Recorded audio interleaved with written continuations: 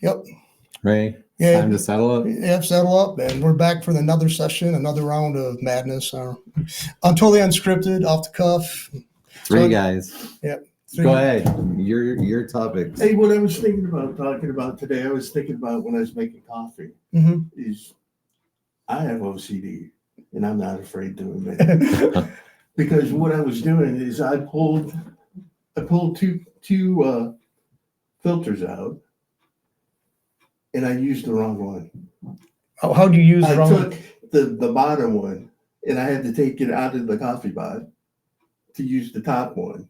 Oops. Because in my mind, the top one is the right one. Because that's the one that first came up, right? Yeah. Do you guys have any problems with OCD? And some things, yeah, I do. Yeah. Even though I don't act like I have OCD, I do in some things. Well, I don't want to share too much of my personal business, but I was diagnosed with severe OCD. And what the doctor said, it comes from my military experience. That's what I was going to say, yeah. Because of the things that we would do, right? It would have to be done in order. And she said that's what I carried on in my civilian life. Well, it makes sense because it's like a procedural. Anything procedural, you get into that. You have to have this mental checklist, and I think that's a very strong possibility for anybody who does anything procedural, mechanics, and like tech stuff. You have like stuff that you have to use these things that you have to run through your head. But if you think about it, do you think that it carried from your military experience into civilian life?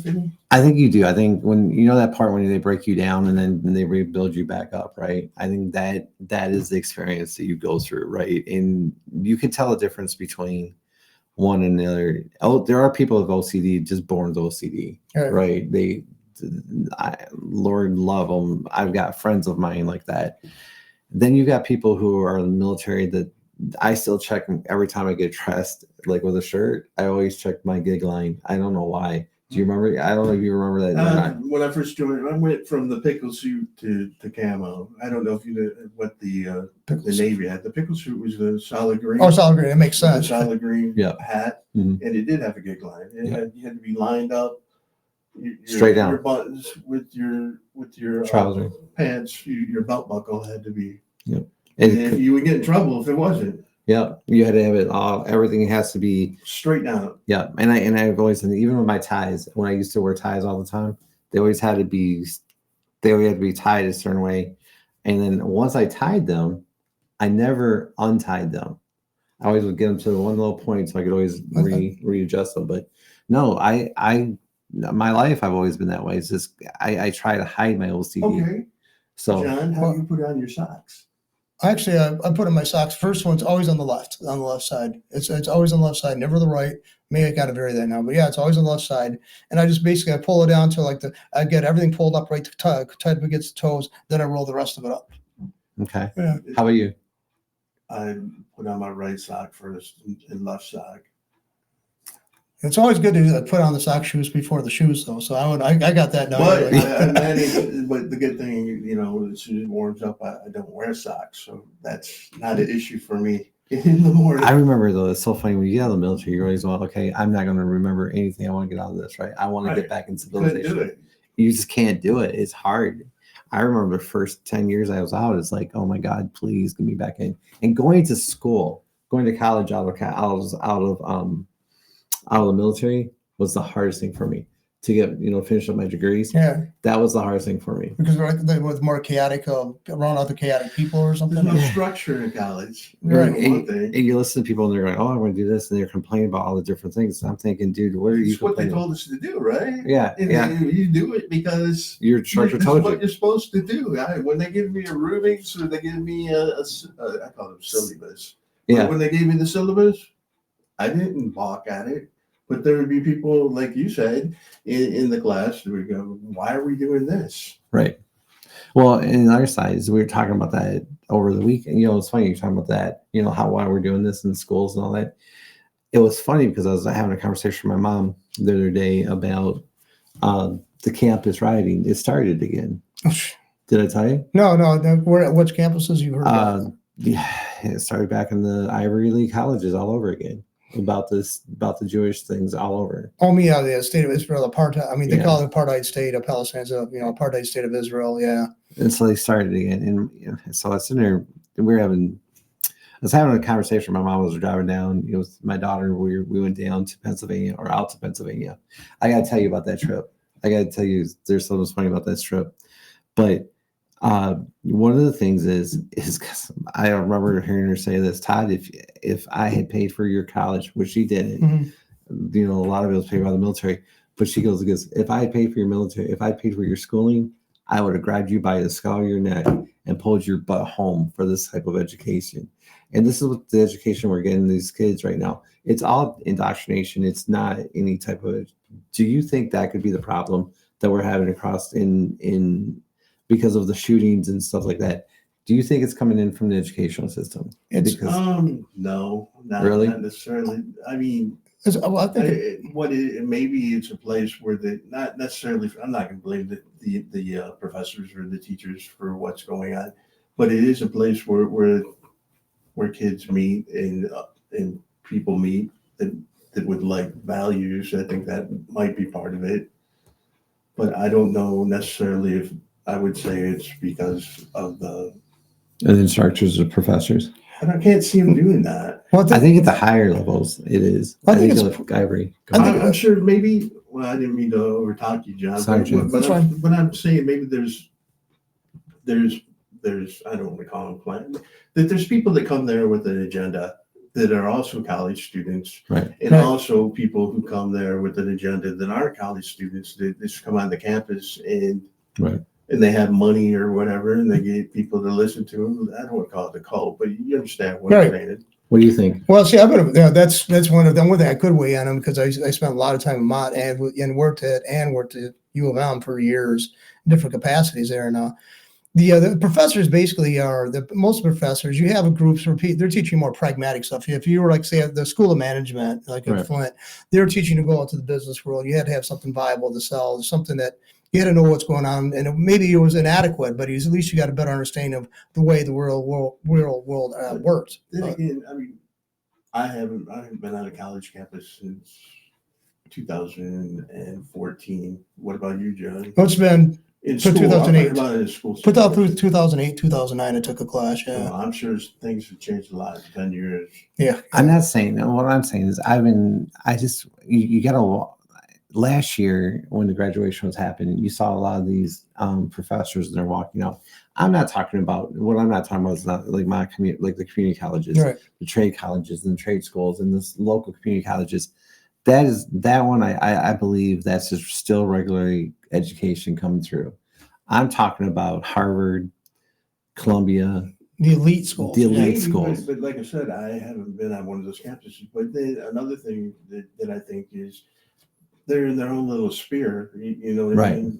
And their own little bubble. And when you've got your little group, it's what you think. I mean, if we just thought about everything in this room all day and discussed, I think we would be either like-minded or at each other's throat. That's- What I'm trying to say is when you got that group of like-minded people Right. just reinforcing your thoughts, That's true. saying the same thing, It's a group thing. and Yeah. not willing to listen to another group of people because you think they're evil. I think it's easy to become that way. I don't want to say a bad person, but indoctrinated at least. But that's what I think everything is today. I think it's either when I watch a lot of people on TikTok and I watch a lot of different shows, I watch different things as I'm doing interviews or as I'm doing research on stuff.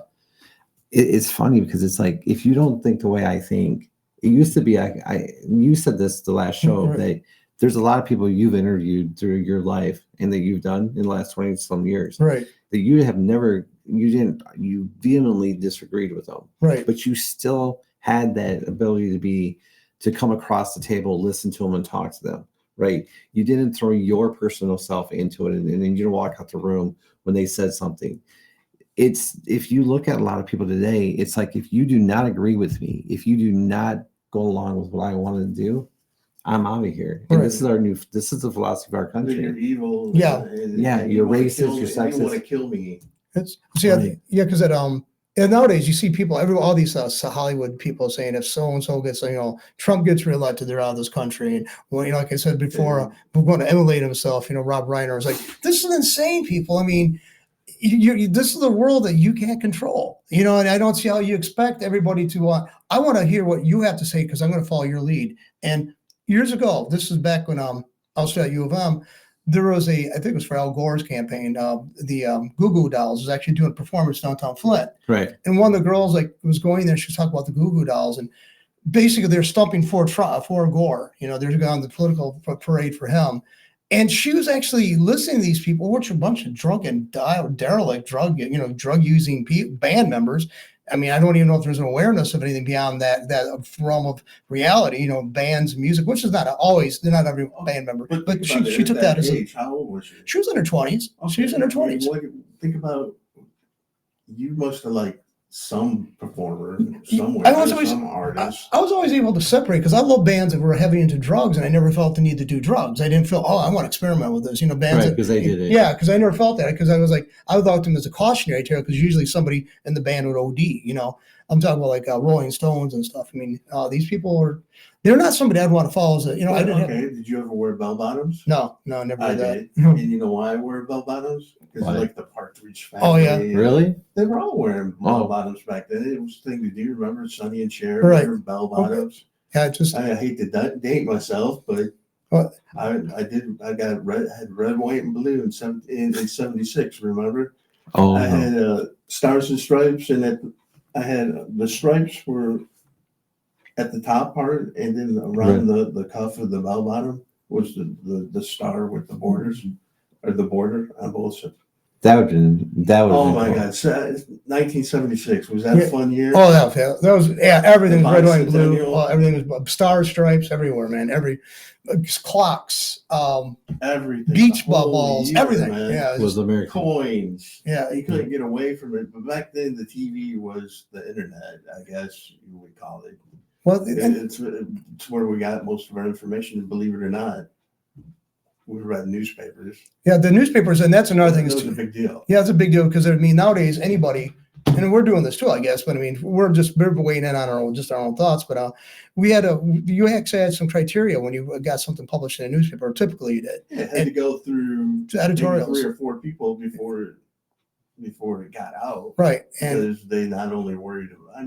They worried about the truth, but they also I'm pretty sure they worried about their founders and their advertisers, what they were going to say one way or the other. But most of the time, unless you went to the editorial page, right, you were just getting, I'm not going to say it was unbiased, but it was just the news. The news. Right. It was just this happened. A story that was written, right, and then you would get your own thoughts on it.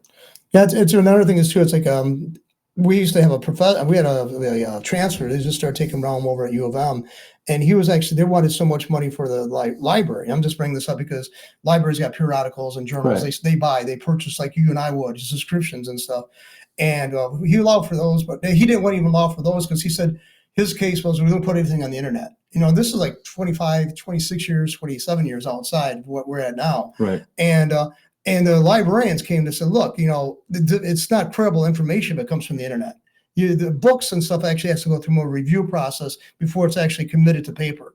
And he couldn't have a hard time. And this guy was supposed to be an academic. He was going to be a chancellor of, I'd say pretty good sized, campus, 6,000, 7,000 students at that point. And, but he was all for cutting the actual more traditional resources. And I thought newspapers and magazines, you had magazines, you did have an editorship, and you had people, they wanted to go scrutinize stuff. They didn't want to just carte blanche put everything out there because they had a reputation uphold. Right. Now that's largely diminished. There's no sense of honor amongst these publishers and stuff. Well, and I think that's it. There's no sense of honor. Right. There's no sense of honor. We were talking about this last show. There's no sense of honor when it comes to a lot of these different newscasters. Because everyone wants to take a shortcut to the top. Right. They want to break that next big story, no matter what it is. If you have to lie about it, or if you have to fight about it, if you have to stab about it, you're going to make that next story, right? Remember that song by the Eagles, "Dirty Laundry"? It's like you get his head dead, you got the boys in the newsroom got running in bed, get the widow on the set. Basically, that was already, this was the 80s, late 80s. That was I think it was Glenn Fry or one of the guys from the Eagles, recognized this is what our media was going to. Right. Sensationalism and, crass, vulgar, let's get it out there regardless of who we're affecting by this, the horrific scenes being displayed on TV and just stuff that wasn't inconsequential until and no investigation, and they just sensationalized the news just so it could sell and be. And it's gotten even worse. That's like 25, 30 years again, that song came out. Now it's even got much worse than that. The reason I'm asking that, there's a reason I was going with this whole thing was, do you think that is what's leading our culture to where we're at today? You said something in the last show that has got me even thinking since we left. And you said the media treats us like we're stupid. Right. And there was a Hulu advertisement, and I want to say Alec Baldwin was, when Hulu first came out, if you remember, I want to say Alec Baldwin was the guy that was in this speech, right? Or when this and it was just talking about all these people walking around like zombies, right? And he's like, yes, this is what we're pushing toward people. It was a comical, it was supposed to be a comical thing. But when you really look at it, it's really truthfully what they were trying. It's really truthfully what I think media tries to do. It tells us what to think, what to do, and how to separate us. If you remove this from all these different people with all their viewpoints, we can have our own viewpoints. People should make their own viewpoint, and I should be able to disagree with you as a friend and come to the same table and still be friends. But it's like they join different factions and they go with the group think, and that's what they're going to stick with. You know what I mean? Like the blue hair and the pink haired faction. You know what I'm talking about? It seems like if you see somebody with that color hair, then they all think the same way. Right. And if you see somebody with a red hat on, they seem to think one way. Is that true? Yeah. It's people funny. want to go. They want to cohabitate. They're drawn towards people who think the same way. That they want to be. What's the word I'm looking for, John? You're the expert. They want to be validated. Yeah, that's a good point. They seek validation. They don't have an opinion of their own, but whatever opinion they do come up with, which is largely they're just basically echoing or parroting somebody else's. They want to make sure that everybody's not in agreement. Yeah, you're right. You got that. But then that comes from remember, everybody wins. Right. Everybody gets a trophy. Yeah. Oh my Everybody Lord. wants that attaboy and the pat on the back. I think like you, therefore, I should get a like on it on what I just posted, and you should reinforce what I just said. And I'm going to do the same for you. We're all the same. So okay, it works on both sides that way, though. Yeah. Let me tell you a funny story. Can I tell you a funny story? Sure, go ahead. So I usually don't like to talk about my past dating life, but let's talk about it. So I dated a girl who was an instructor, and her name was Katie Berlin, one of the nicest people I've ever known in my life. I'm still friends with her. I highly doubt she'll ever see this video, so I'm very, very safe with this. But she knows it because we always tease each other. And we would always argue about this thing about, she'd always say, you have to give rewards. You have to talk to people. You have to talk them through, right? When you do not correct a person with grounding, or you don't correct a person with paddling. You don't correct a person with anything, but you talk to them and you give them time out and let them tell you and think about what is going on. Well, she married a great guy, right? And they had a baby, right? And that great guy wasn't you. No, that wasn't me. But she's like a little sister to me, and I really adore her. And I haven't talked to her in forever, but I do remember one of the last conversations we had. Her daughter, I was talking to her husband at the time. I was on the phone with both of them, and her daughter was up on the top step, and she was just throwing everything down at the bottom and just throwing a fit.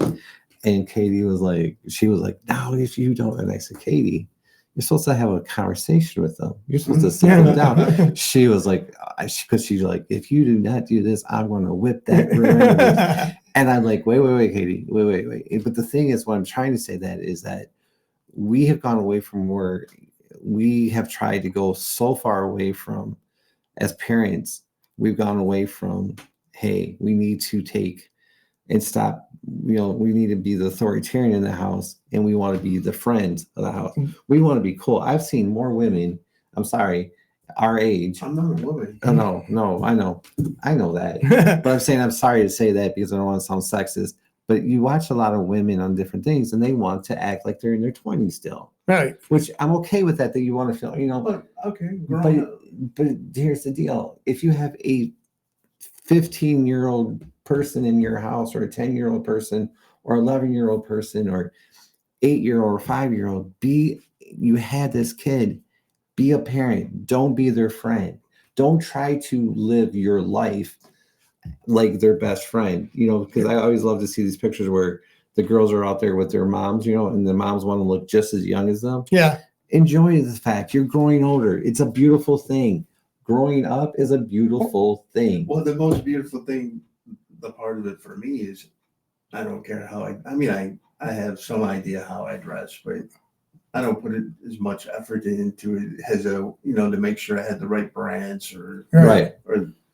But I understand what you're saying about parenting, because my mom, I guess, would be an authoritarian, but I appreciated her for that, because she was, I'm not going to say hard. I mean, probably no harder than my friend's parents. Right. But she wasn't my friend. She was my mom. See, later on, she become. I remember you talking about your mom. You become friends. You become like really close friends. I think, from what I've seen, because you had the grounding she gave you as being a good a adult who was seeking out their own being self-actualized. I guess you could use it. So you already had that in hand. She already did her job, and she could back off of that and observe you and have this interaction with you. I mean, for example, your perspective does change when you become a parent. My sister was in child development classes, and she studied all these ways of raising kids, and she was vehemently opposed to the Montessori school approach things where you have order and stuff like that. When she was in class, she was vehemently opposed, thought that was too oppressive. Well, when she had her own daughter, Courtney, my niece, that's what she went towards. Yeah, she put her school kid, put Courtney into a Montessori day school, preschool, and there was regimentation going on, and that's good. Order, and a lot like that. Mr. Rogers, he kind of always put me off with his like sacredness, but you got to have. I wish I had that more. My parents were orderly in a lot of ways, but I wish I had retained some of that more. Just that procedural things for like taking care of schoolwork right after I get home from school. Right. Because I figured I just put my 6-7 hours in. I'm out of here. I don't want to deal with that tomorrow again. Right. And but yeah, you definitely change your perspective when you get older about how parents. How many times do you say to yourself, growing up, I can't wait till I turn 18. I'm gonna get the hell out of this place. Yeah. Thinking that you didn't like these rules, and then realizing once you get older, those rules were good. Yeah. I was there for a reason. You may not have liked them, but they kept you from doing dumb things. I always knew adulthood was overrated. I mean, maybe I like precocious as a child, but I mean, I looked at my parents really struggling to make sure they got the bills, writing out the checks, and they didn't have much to last between two pay periods and stuff. It was every 2 weeks. Right. But I was like, so this is a drag. Being an adult sucks.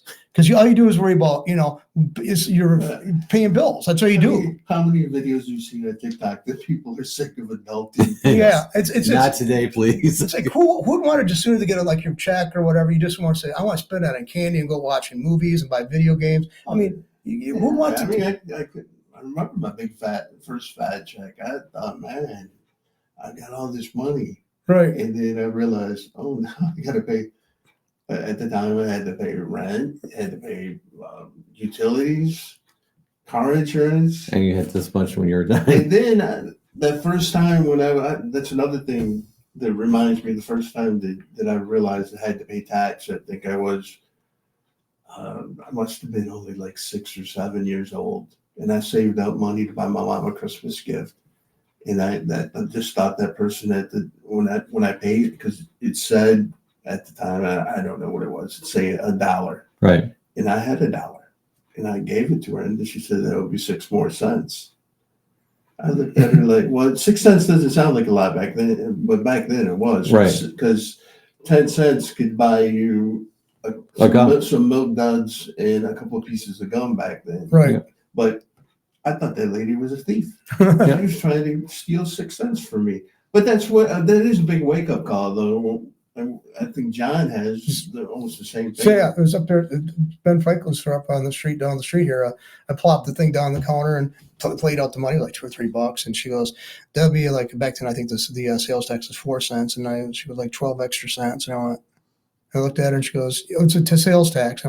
She goes, "It's you got to pay for that goes to the state government or something like that." I said, "Okay." She looked around. She pulled out of her own pocket. She goes, "From now on, this is what you got to talk. You got to deal with this." And I said, "This." I came home and my parents always kept me apprised of that kind of stuff. I was surprised they didn't tell me about sales tax and purchases, but I brought up my parents, and then they told me, laid out the whole how much they tax us, what they tax us. Thing. I don't think. Well, my nephew. I think he's like all of the rest of his peers, still living at home. Right. And it took him a while to learn about, a lot longer than it took us to learn about things like that, because his mom wanted to make sure he was taking care of it. He didn't have to worry. Although he did get his first job, I think around 18. Yeah. And he's doing well now, but he's still living at home. There's a lot of people back living at home, and there's a lot of people who never left home. But the ones that haven't left home have gone to college and got this whole philosophy, and not the regular trade schools that we know and the colleges. It's funny because they know all the answers, but the one answer they don't know is how to get the heck out of that house and live on their own. No. But then again, they didn't. He had home, and I found out about his home economics, but I had home economics in school. They taught me how to balance a checkbook. They taught us a lot of things in school that they don't teach now. Right. And not that I think it's a big deal, but they even took cursive out of schools. Yep. But they taught us how to be good little humans. I just remember in kindergarten, seeing one of the things we learned was helping little old ladies across the street. We learned to look left, look right before you went across the street, or at our age, they told us to go get it. What I'm saying is they taught us civics. Right. I don't think they're teaching civics anymore. No. In talking to my nephew of what he learned, no, they're not teaching them to be good little humans. They're teaching them to be good, to be politically correct little humans. See, I have an interesting view about all education. When you're training a kid up for they look both ways before you cross the street.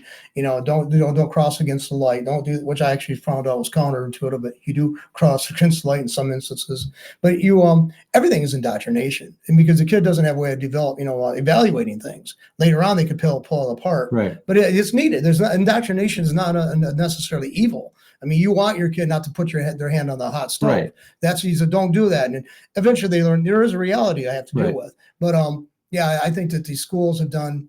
And the thing is, a lot of teachers just roll their eyes and go along with whatever's thrown them about the school board. And a lot of it's set by the union, which basically a lot of this really bizarre stuff is going on in the educational institution was actually fed to them by the union, because the union that controls the Department of Education.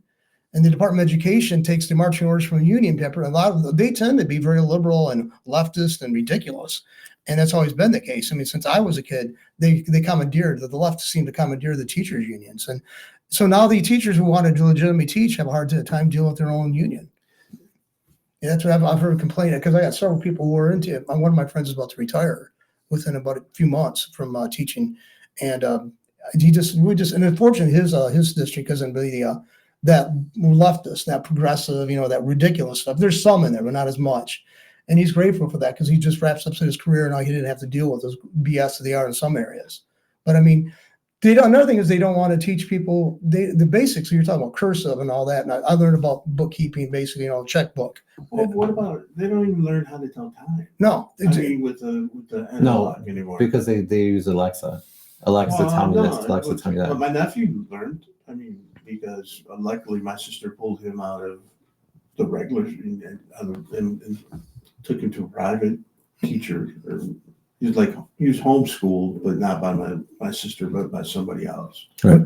But the hardest thing for me to learn how to tell time on a clock is a quarter past the hour. And I went, that's 25. And they goes, no, a quarter of an hour is 15 minutes. And I was like, okay. It's like, how does that work? Yeah, because 60 minutes, split up in 60. But that was about the hardest thing I had to learn, if we keep going. But I remember we learned a lot, even in '89 when I graduated. We were still learning a lot about what life was like. I mean, we knew business. I took business Yeah. law. We ran a store in the school. Right. A lot of the kids got in there, but we learned how to run a checkbook. We learned what bills were. We learned what a consumer powers was. We learned all this stuff. Well, they took that. Now they don't do it. Right. Like you they said, got a now piece it's of like plastic that they run. As long as they can run that piece of plastic, they got money. Yep. you know, Well, it's like, They don't have to figure out. I'm gonna put a plug in. My sister was in we were in high school and she got involved in junior achievement, which basically business leaders would come out and teach kids about how to create a business, and they'd actually choose a product, manufacture it, and market it and sell. They made, like my sister's group made cookie sheets, and there's several of them still around the house, and they're really good, by the way. They were really cool, and that's interesting. And I looked on the map a few months ago. I pulled up junior achievement. I think it's in Grand Rapids. I think they might have a chapter that we used to have one here in Flint. And they used to have a building by downtown Flint, and they used to have, they used to go around and they taught people how business, kids about students about business and what the obstacles to starting business were. Junior achievement was a PSA. It was run by the government, so they probably took it away. But I didn't know it was run by the government. All I know was there. My sister partook of it, and she liked it. She learned a lot. And she learned a lot of practical stuff. They actually had to do some of the manufacturing processing on their own, bending metal up and filing it down and stuff. And that was and cutting stuff out. And it was like, but they don't have that. We got these couch potatoes now. That's what they see in the bulk of But it. I'm not blaming it on them. No. I'm blaming it on the system. But the system, yeah, I mean, let's face it, The system has changed. you're born. Let's face it, the 3 months we have off, like in the summer months, it's probably ridiculous to have 3 months off because that was set up for agrarian society where people had farms, and that's definitely changed. I mean, what's the percentage of people involved in agriculture or agribusinesses? Like 1.5% of the population right. of the country, which is a tremendous job, by the way. I'm not defaulting. It's a hard job. I don't know how they do it. But it's only 1%. Right. And we are falling so far behind in education everywhere. And my daughter asked me that question this week because of that shooting in Georgia. Mm-hmm. And we talked about it, right? And the father was arrested. So, like the Oxford parents were arrested. The father in Georgia was arrested. So here we go. We get these people and the parents. And the dad said he's had a rough life. This kid has had a rough few years. Last year, the FBI were supposed to go out and see this kid in 2023. 13 years old. 13. He's on the FBI list at 13. And here's the deal. His dad, they'd gone through these different things. And I guess the story goes that they went through divorce. Things got worse. They lost their house, stuff like that. There's a lot of downfalling with this kid. But here's the problem. Why didn't we catch it in the system? We run up and down. Because the teachers, they want to not mark somebody as a bad person. They want to give them all the, okay, like we talked about last Tuesday, Right. Last show. They want to hold people up. They don't want to hold them back.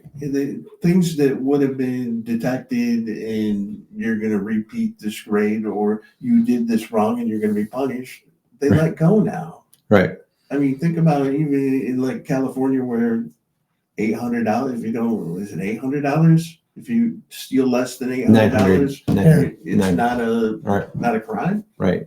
Or it's not an offense that you have to be bonded out for. Right. It's just a slap on the wrist. They try to do it because of good intentions. They're trying, so we don't want to destroy a person's life over this small matter. But then when you go too far and too accommodating, you're basically saying you're going to get more people encouraged to do that kind of stuff. Because what's going to happen if somebody gets in trouble for something that you would get disciplined for, slapped around for? Well, I don't want to say slapped around, but disciplined for it. You're not going to do it again, even if it was something that was innocuous, but it was still, or you think it wasn't something that bad, but the people around you are saying that's bad and to keep you in line.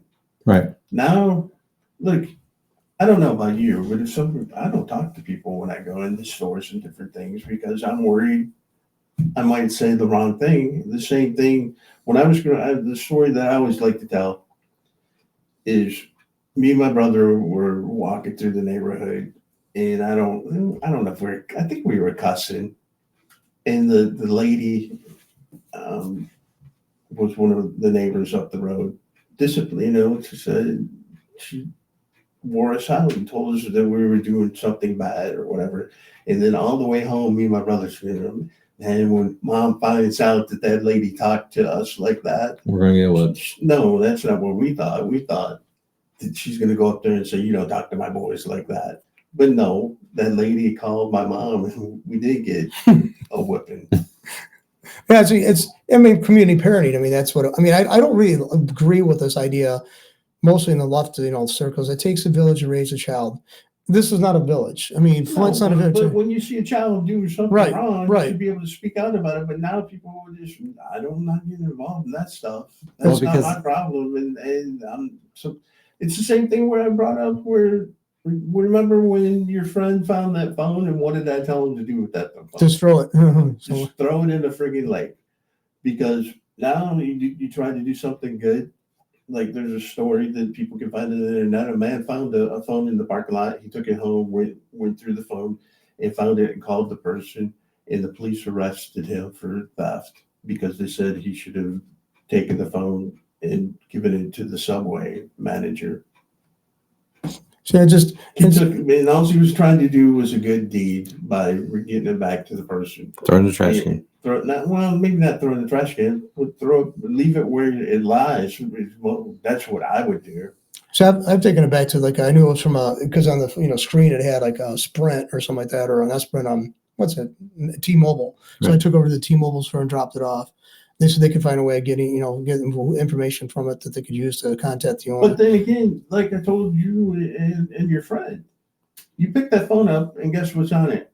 What's on the phone? Okay. Your handprints. Yeah. Your fingerprints. Right. Okay. And the police get the phone and your fingerprints are the only ones that they can recognize in the phone. Who are they going to come talk to first? You. So you're better off. Just ditching it. Well, no, because if you tell the police, guess what you are? I mean, even if you tell them, look, there's a phone, seen a phone on the ground and they ID you, you're a suspect. Yeah. I hate to say it If that phone's related to a crime. because cops are, I'm going to say some negative thing about Go ahead. but cops are they want to take the easiest way out. So, hey, you found it, you brought it to our attention, so you're the one who stole it. Okay, Yeah. but I prefer to say that they were trained to take that easier way out. Oh, yeah, true. But I mean, it's still, either way, you're still facing the heat for something you're trying to be a good neighbor or a good, Samaritan or whatever. I don't know. On the train side, I think you're right, but I think this is because, and I think you're right on the easy side, but Right. I think it's not as easy side to take the easy side out or to be trained. But I think it's in the last 4 years, I've never seen what I watched ever since 2020, the summers of 2020, where people can sit there and beat the living daylights out of cops, and then say whatever they want to, spit on them, or we've seen this, and I know in the 90s with Rodney King, with the different things like that. We've seen these. Horrible. Yeah. That was, they almost lit up the whole state of California. And it's always funny because it comes from one side that says, hey, you know what, I'm all, we're all the party of inclusivism. How do you do this when you try to kill people? Why would you not? It's like, I have a very disrespect for a person who will say, defund the police. Okay, then defund every security guard. Defund the security guards that are protecting you guys. We protect our congressmen, our senators, which we should, more than we protect our children.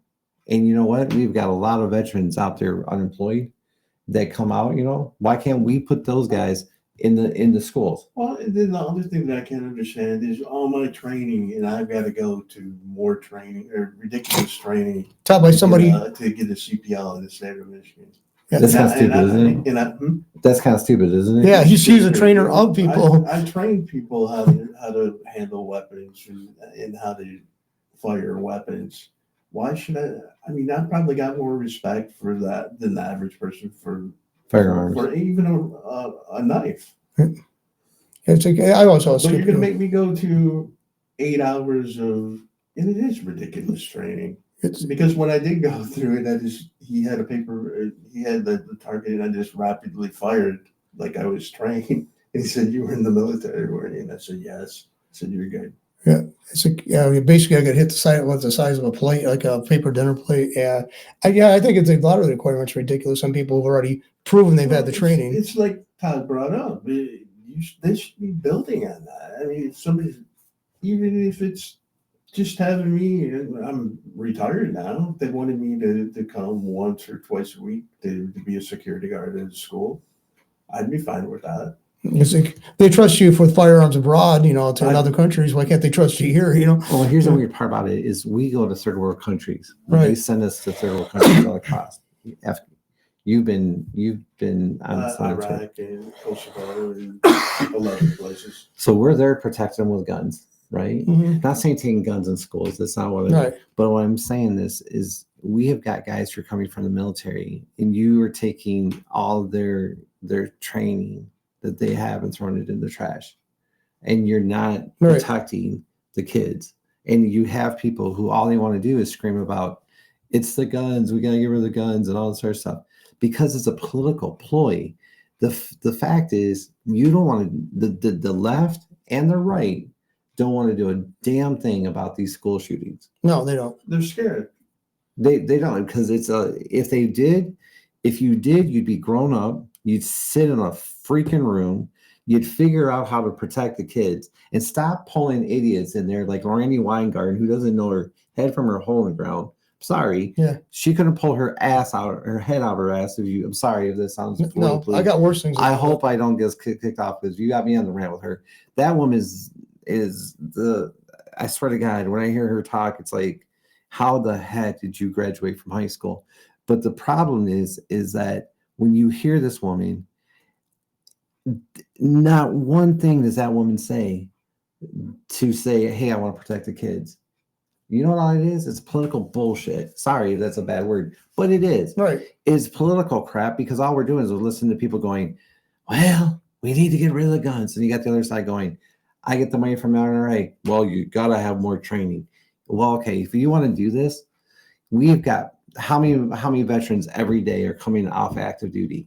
I don't even, you know, guess I what? have no idea. Yeah, I don't even know. I even know it's a lot. But here's the thing. The time you come from here to here, you know what? Those guys have learned how to protect. That's what we do. We learn how to give our lives for our country, to walk in different things. Why don't we open up the schools again? Because here's what we're doing. We're teaching generations and generations and generations to give up on life. Right. But what we're not doing is we're bringing the men from the military, the 1%, and the men and women of the military, and bringing them in and saying, okay, protect that wing of the school. You protect that wing of the school. You protect the cafeteria. You do that, none of these kids are coming in with something. Because honestly, if you went in with a gun and one of these kids went in with a gun thinking they got everything, it's not an AR-15, what Joe Biden's saying on an AR. Dude, it is not that. Yes, he should not have ever got a hold of it. Right. His dad and him, don't tell me they're suspected.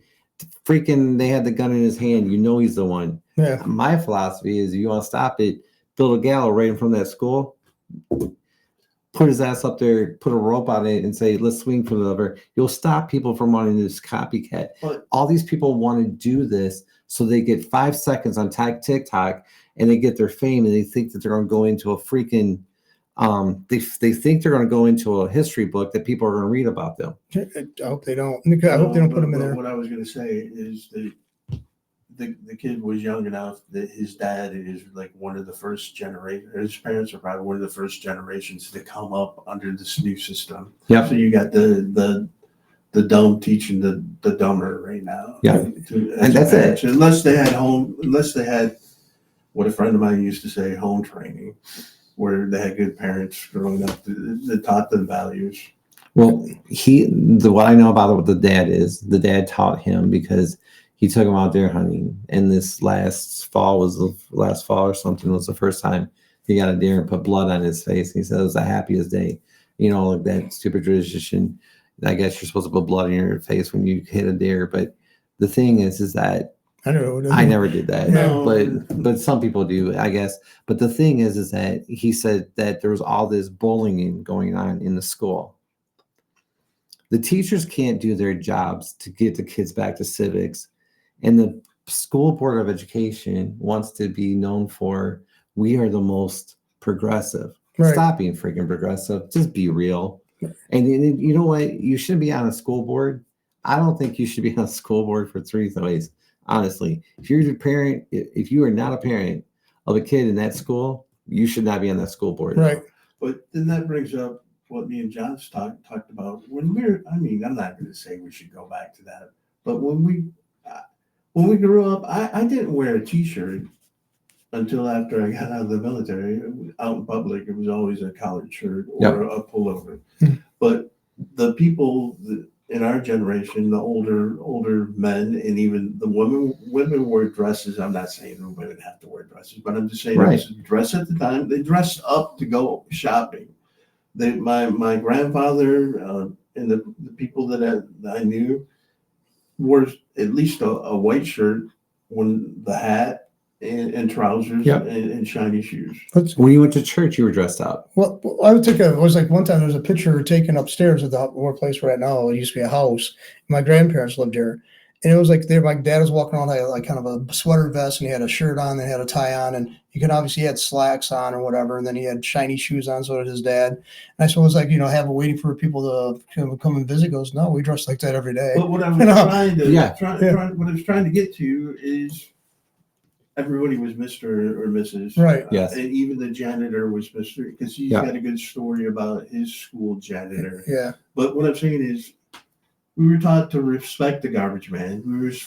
Everybody had their job, and we didn't disrespect the person for being the janitor. Right. But he has a great story about his janitor. Mr. Trombley, he was just lived a few streets over from the school that he lived right in the neighborhood. And he went up where he left the elementary school we're at. He went down to the new elementary school when they built it. He was there for all the entire time because he wanted like basically be part of the kids' lives right from the time they were in kindergarten all the way up to sixth grade. Right. And when he passed away, it was Brown's funeral and still up on Davison Road. It was packed because he'd been around for somebody. He had been up to Lewis Elementary School before they built Williams. He'd been up there like several years, and we found out he had like 3 jobs, and he worked his butt off all the time as a janitor. I mean, he was always cleaning up about puke and all this stuff, and on all this stuff. He never complained, always kind of pleasant to talk to and stuff. Everybody loved him. I mean, the principal of the school, they just never had nothing but respect for him. And like I said, we found out he had 3 jobs to keep his family going. He thought that maybe the janitor being a job at Flint schools, they got paid well, Right. But he works hard and hard. Nobody had any bad thing to reflect on this man. But he was a janitor. Yeah, janitor. And everyone respected him. Yeah. And like you said, even the staff of the school respected that man. Yeah, just they didn't janitor. They didn't look down on him at all. I mean, But now if somebody's a janitor, they look down on him. They look down on him. Well, the Breakfast Club, they actually had that going on with the janitor at that school, and they used to, the vice principal or whatever was out there for the detention on the weekends, and you see the kids, the kids looked down on him and said stuff to him. Why would you? That's probably a suburban thing, I think, because they always thought anybody who did actual physical labor, they have this animosity towards, or this kind of like sneeriness towards. I mean, I was always told, explain what the Breakfast Club is. One of the best movies of the 80s, I think, was about these kids that had to go to Saturday detention because they did something different things, and as they were there, they couldn't do much, and they started talking to each other, and they found out why they're all this many weeks or whatever, how many hours in detention. And they kind of formed it was all day thing. Remember the story, the premise of the story. And it's like it also kind of showed the uselessness of detention, basically. But it was also showed the stratification. Some were from the rich families, and some was from the poor side of the family, the town or whatever. And it was like this dynamic that it was. You saw that it was present in pretty much schools. It was a great movie. It was a great movie, but the idea of like sneering at anybody because they did like a dirty job or something, we never had that. I was never taught that. I had my grandparents had my grandfather worked in the railroad. My grandmother was a trainer and a bigwig over at Michigan Bell, phone company here in downtown Flint. And she was like the first woman to actually go with a certain range of, beyond a certain range of her expectation for her being a female in that kind of corporation. And then my grandfather left. Then they also started restaurants and stuff. But now they didn't look down at anybody. But you're going to bring up why about the janitor in the Breakfast Club before I interrupted you. Oh, well, because they were saying these kids look down on him. They did it. These kids at the school looked down on this janitor. He was mentioned casually. It wasn't dwelt on in the script, but you could tell that there was this kind of, this kind of contempt, not contempt, but this kind of like animosity. Not so much animosity, just that they thought they were better, superiority.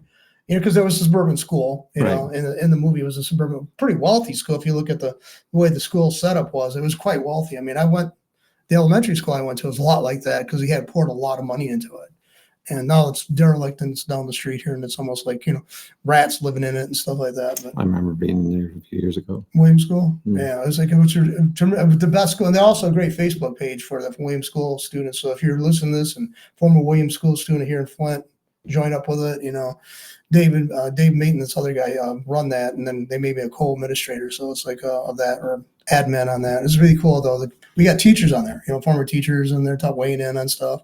So it's really cool. But it was a great school. It was cutting edge. You couldn't get a better school than that. And now it's because what happens when you run out of money? Your major source, It's laying waste right now. your major source of employment leaves the town, which was the tax base.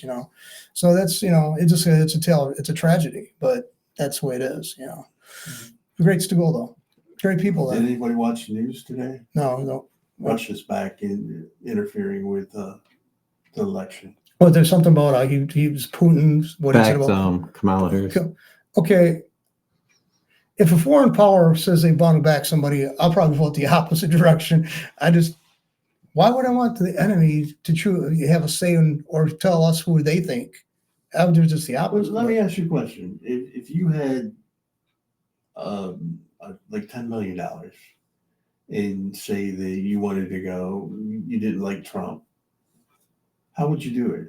Would you go to a group of people that like Trump and give them money to make videos for Trump that no left-wing person is respectful left-wing person is going to watch anyways? This group of people that they give the money to is only preaching to the choir for the most part. Right. They're not getting new eyes on them from the left. Right. Who would you go to if you? Well, Would you go to them? Well, what they're doing right now is they're going to social influencers and they're paying But social they're influencers. paying conservative social influencers to train. tout the values of Trump, to talk about Trump. How is that helping Trump? The people that they gave the money to, they're watching those guys already. Right. And they already like them. So what is the point? And that's what I don't understand. That's what I don't understand about this Yeah. the whole the campaign that they're doing.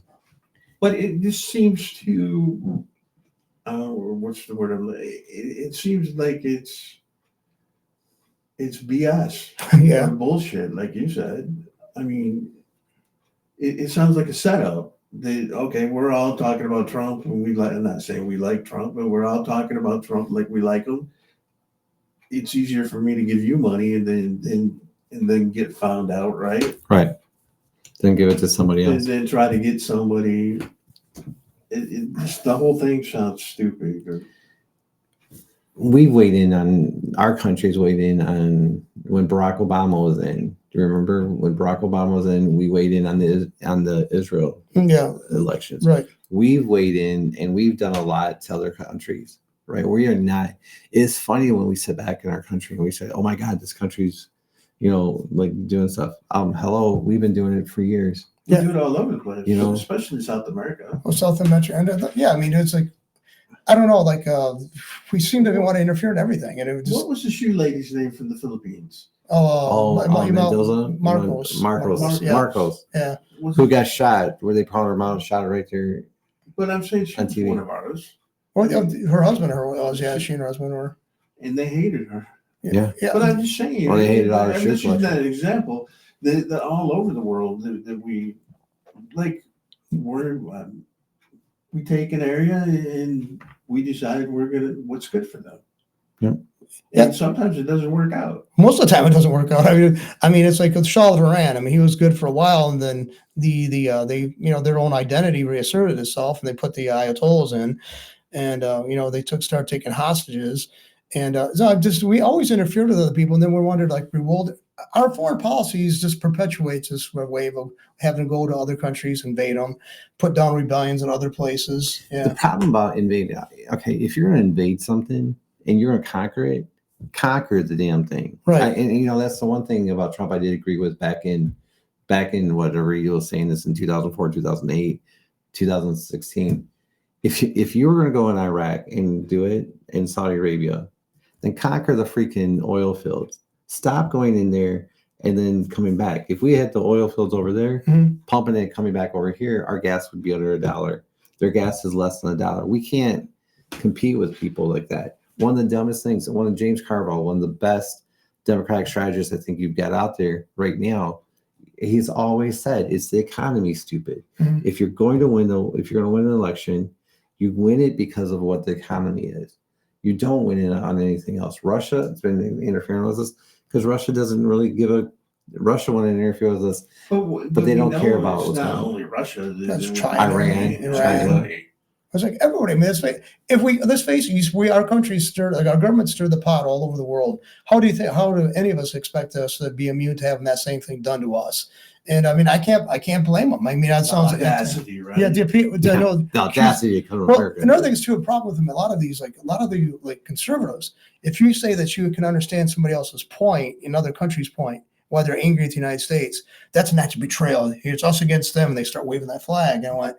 We're never supposed to be an empire. What the good thing, that's what's good about the internet. That's good. What's good about TikTok and even YouTube to a certain extent is that they can't hide this shit anymore. No, it's harder. And they've been hiding it for years. Oh yeah. And now the average person knows that they know just like that. Like I told you the last show, when stuff was going on down in Hawaii, the first thing it did is went to TikTok and typed in Hawaii and got people on the ground. I knew more about what was going on there than my friends who thought that they knew what was going on there, right? Because they watched the news. See, the news basically, what it is they're all chums. I mean, it's like our political system, our legal system. All these people are interconnected. I mean, I'm not being overly, I don't think I'm exaggerating. No. They sit down. They're each other's Rolodex are on their phones. I mean, their names and stuff. They can call them immediately. They got everything covered. I mean, but it's like everything's in real time now.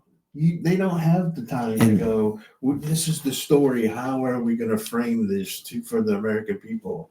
Oh, but it's they have to react now. They can't be proactive like they were. They're reactive now because the Fox, even Fox News, the BS that they put out, you can go find out. You can find out. There's all kinds of ways you can find out. Yeah, if they're right or left. You could do your own fact checking. Right. See, I'd rather do that than I can't remember. Like I said last time we did a show. Is the only thing I watch on Fox is Gutfeld because I think he's funny. Yep. But the other day I posted something and I watched the 12 o'clock one too. I like that one. And I like Harris Faulkner. But her eyebrows, man, those things are big. So I don't know who that is because I haven't seen eyebrows for eyelashes. Those are big old eyes. But you know what? I swear to God, that woman is she's just like down the middle. She is. She calls it on both sides, and I like it. I don't know nobody else that does that because it seems like they're always like you can always tell. Stephanopoulos is on the left. This one's on the right. George Stephanopoulos, and I don't ever really defend him, but here's the deal: he was Bill Clinton's speechwriter. Right. You're not thinking this man is going to be, and he was working in Clinton's thing. You don't think this man is going to be somewhere up the DNC's rear end and kissing it? Oh yeah. I'm sorry.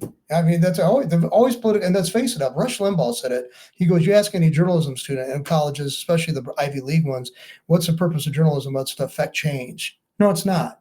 It's not you're not a vehicle of change. If you tell the truth, it could be a vehicle of change. But they got this like social crusader, cape right. They want to put on all the time, and that's not what it was for. No, journalism is to tell the story, not to be the story. It's supposed to be boring, not to create the story. You're supposed to be the most boring person in the world. Convey. Yeah. Right. Yeah, but it's convey. Sorry, yeah, that's the right word. But it's supposed to. Yeah, I mean, it's not supposed to be something you're supposed to be decentralized. You're not supposed to be the story. You're supposed to be the one telling the story or showing this thing. You're not supposed to be, wow, I just watched it because this person is, I'm enamored with this person.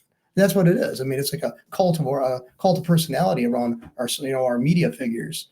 Yeah, it's just ridiculous. All right, so talking about Russia and this side, and so you guys know I took a trip to Pennsylvania. Yeah. Next week I'm bringing you pretzels from that. Okay. Because I went to the oldest pretzel company in America. It is the coolest thing. We'll talk about it. We should bring it back. I'm going to bring some footage of that. The company? Sturgis, Tom Sturgis. So it's like, because I always know pretzels. that it seems like Pennsylvania is like center for pretzel making. They are. Well, Yeah. when you think of pretzels, what do you think? You think of Dutch. the big German Right. pretzels Yeah. with the mustard on them. Do you know what? All right. Do you know the fact on how pretzels came about? It was about I've read it's about something about a monastery, wasn't it, or something like that? Let's wrong over. Do When you they- know what they're monks- for? Do you know what they're for though? For wasn't for prayer, like a reward for prayers. Or, Yeah, it was a reward for kids when they got their prayers done. They would give them a pretzel. And the hard pretzels came by when somebody decided to overbake the pretzels, and this guy liked that recipe better than anything. Mhm. And so then he started making harder pretzels. And this thing started in 1861 in a old back thing in a heart shape of an old stone building. And then he just baked them. Now, after 163 years, the whole time it's operated, the only 2 years it didn't operate was in World War II, so because they started with 19 kids, Right. and they got drafted into the military, Wow. and so their whole team got drafted, so they shut down. And then when everyone got out of the military, they came back and opened up the company again and went to it. This is the fifth generation of the family. I was amazed by, because I went and bought one set of pretzels. But driving, right? So you can do toll booth and pay $70 some, or you can take all of The back roads. Oh yeah, and so I took the back roads for some reason and tried it. That was the most interesting trip I ever took in my entire life. I still had dreams about it the night before, like going down a road at 20 miles per hour when you're supposed to be, when you're looking down, but your car's going 65 miles per hour because it doesn't want to hit the 20, and you think I'm driving like a Humvee. That one was killing me. But we drove 78 straight miles on this one on the expressway, and then we got off of one, went to another, and they called it expressway, but it was this one road, and then I took another road. So we went over 200 miles. Mm-hmm. I saw all Trump all the way through Pennsylvania. I didn't see one Harris ever throughout the whole time. I remember the last time Trump ran, there was Amish people with their wagons or their carts actually had Trump signs on them. On To the my back knowledge. of 'em. And from my knowledge, that was the only time I've ever seen them actually state a involved. political preference. Yeah. I mean, And they that's never telling. do hardly. No, I mean, I've never seen that. I mean, there's small Mennonite and Amish communities throughout Michigan, and I've never seen them have yard signs up there when I was around, during election cycle. I never seen it. See, I was wrong. But okay. Would you think that we went through to get here through the city of Flint, and you've seen the signs. Mhm.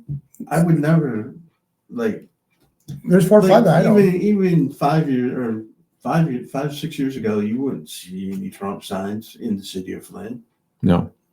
I know one place in Flint, just Well- not too far from me. That's it. But what I'm saying, we've seen at least 4 or 5 Yeah. And this, signs. and this And is it's only- But not little signs and flags. right. This is an economically impoverished area. I mean, for those people who are not from Flint, this is where they're coming through. There's usually a Democrat stronghold. Right. I mean, true blue, jackasses or whatever they're donkeys, whatever they Right. are. Yeah, I mean, they're that's what it is. I mean, that's the reason why. Let's face it, it's the socialist place. It's a socialist paradise here. It's It a is. crap hole, but It's the union. Well, this is what it looks like when I'm sorry, but Flint is what it looks like when the union gets a hold But of if you you could have and seen, leaves. if you could have seen Flint when We were, I grew up, growing yeah. up it was at great. our age, not everything's dress, clean, sweet street. This it was just a nice town. You could walk Nice around this town. town and do whatever you want to. At one time, well, yeah. okay, and we didn't lock our cars at night. We didn't lock our houses. We didn't even lock the house. If you forgot to lock the house, oh well. Right. I had friends that didn't. I had friends that lived right around, over on Police Street, and they never locked their houses up. But I always did. We always did. We but- did when yeah. we were leaving. Right. But I'm saying at night, if my mom didn't, oh my God, did you lock the door? No, it wasn't like that. But now, as soon as I go in my house, I lock my door. I just think that, yeah, How many locks do you got? One? Oh, I just do the deadbolt because I'm lazy. yes. I like that one. The joke said in New York, he said, have 6 locks and only lock 2. He said, then somebody's trying to pick your lock. While they're unlocking those 2, they're locking the 3 or 4 other ones. So they don't know the combination, Yeah. So put enough locks on your door, you're safe. I I think the problem is that we've got to get away from this philosophy that the world owes everybody. And the whole thing is that that's where we've got. How was it when you came back to Michigan? When I came back from away, how did you feel about the people here? What's the mentality compared to another? Where we were. Because I was in a lot. I came from North Carolina to here. I came from Virginia to here. So we're about the same area, the same type of mindset with the people that we were around. Flint, they're takers here, and they expect everything in this area. Right. But then again, if you go north of Flint, of Saginaw, it's back to like down south. Right. Well, another things too, I think it's like strange about it. They've shut most of the military bases in Michigan, like the northern states, the cold weather states, and they're concentrating ones still in the more like warmer climates, like the southern states, including Texas and all that.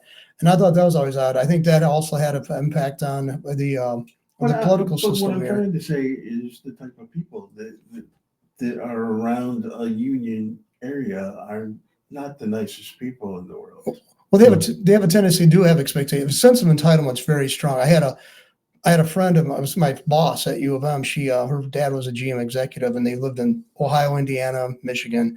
And she came to Flint with her dad before she came here, so working for the university. And she goes, she never seen a group of people had such a us against them mentality, blue collar against white collar, and also entitlement that the union leaders had. The sense of people in general, not white collar, blue collar.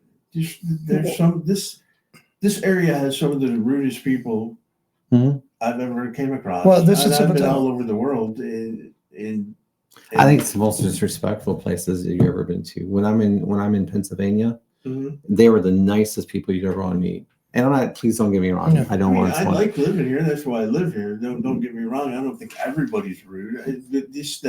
Maybe that's too strong a word.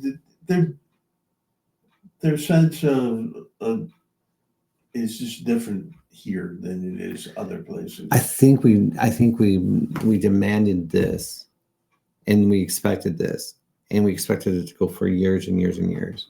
And General Motors, the problem is, and it's a really brass tacks. Everybody should know it, and everyone should understand it, but nobody ever wants to talk. It's the one elephant that nobody ever says. Here's the deal: when the government comes in and tells General Motors you have to do this, this, this, and this, or any company, the problem is that people should sit back and tell the government, go screw yourself. And here's the reason why. I'm sorry, I'm not anti-government. I'm not, please don't understand, I'm not raising a flag and running around places. But please, tell me, go in that whole freaking area and tell me how many of those people there ran a successful business. None. No. Then what the hell are we listening to their shit for? John, what did Ronald Reagan say? About the worst thing you ever want to hear is I'm from the government. I'm here to help. Yeah. It's like, it's ridiculous. I mean, it's like these people have never, they're like a lot of our academics. They theoretically will work. It looks good on paper. Yes. It should work. And then you give it to like John, and John goes, this is crazy. Well, so you ever see the Back to School with Rodney Dangerfield? Yes. He was sitting in an economics class or business class, and this guy was just told nothing but theory. And right. He was saying, "Oh no, you don't do that. You rent this, and you get a buck, $250 a square foot, and you plow that CD into CD, so you get some interest bearing coming on, and that's how you finance this." And this guy, it was all theory to him. Right. It's like it's all theory. He had never done this. Right. And this guy who was in the classroom as a student had actually done it in reality. Right. And this other guy, he was like sneered at the professor.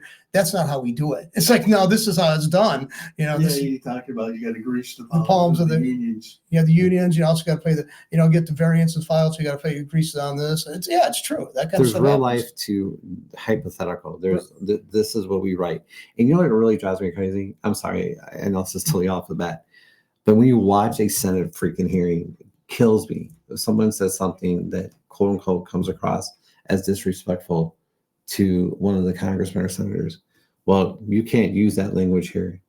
Oh my God! I would just sit there and blow a fucking gasket. Gasket. Well, and to think that some staffer, the one that I'm talking about, the gay sex, right? You probably happened right on the desk. We're talking about. They have nothing but contempt for us. That's what it is. If they want to rein us in and tell us we can't say this, They said we got to respect the office. That's BS. And I love it when they say, You're not in my office. this is, I'm asking you a yes or no question. Yeah. Yes or no. Then if you know the answer, why are you asking it? Well, no, but what I'm saying is not only know the answer, but they don't want to hear your thoughts. No. They just want you there as a soundbite. And I just love it when somebody like Candace Owens is there and they're trying to get a yes or no answer from her. Have you read Tulsi Gabbard's new book? Not yet. Gotcha. No. I haven't read it yet. No. Read it. It is one of the best. And the one in Christy Nolan's book, that's a good book. Except for the parts About it's Kim Jong. Yeah, that one. About killing her dog. Oh man, don't say that. Don't say anybody's going to kill anybody's dog. No, oh no, I forgot. It's supposed to say. No, I mean I get personal. No. Unaliving. I'm sorry. Yeah, unaliving and pew pew. Okay, that's We have to unalive now. We have to unalive animals and people. But it was getting back to what you were saying. Yeah, and then also for them, I hate it when they grandstand. I call him Mr. Suspenders. He's my favorite one. That Kennedy. That Louisiana. Yeah. Kennedy. Southerner. Yeah, if you hate says there, you come to my house. Yeah. Well, why do you? What I'm saying, and it goes back to what we were saying in the last show, is the Senate they're part of the problem because they created the problem that they're acting like they have no control over it, and they're the ones that created it, and they're supposed to have oversight of it. I've often wanted to go in front of them, honestly, and just say, excuse me, when you guys get done your political campaign up there, and you have real questions, write them down, send them to me, I'll answer them, because honestly, it's stupid. You get Christopher Ray up there, I can't answer his question. You get Garland up there, I can't answer his question. I can't answer his question. I can't answer his question. Then why are you even doing this? You know what I'm saying? And then so this time we expired. Yeah. We're at 1 hour 11 minutes right now. So I think you think we should wrap it up, and I hope everybody have a good weekend. It'll be great, and we're back whenever you got time. I got time. Anytime next week, I'm pretty open. So people keep on. Also, we want to cover this too. Where we can be found on TikTok. You want us to say TikTok? Just give them the website. Yeah, YouTube, Facebook, Twitter, website, and Rumble. And here's the TikTok is tiktok.com /at the Talk Trio, and YouTube is youtube.com /at Talk Trio. What? Just give them the last part. And then also we have we also on Facebook, it's the Talk Trio there. Twitter, the Talk Trio Show. Website, we're the talktrio.com, and rumble.com /c /talk trio. So just go to the talktrio.com, and that will lead you to everything else. Like, subscribe, whatever it is. Yeah. Help us out on our channel on Facebook, and go everywhere and like and subscribe. We appreciate it. Are we up for Monday then? Yeah, we're up for Monday, I guess. Yeah. Monday or Tuesday. Well, probably Tuesday. We'll talk about it off camera. Yeah. So all right. Off camera. All right. So thank you again, and hope to see you back. Bye.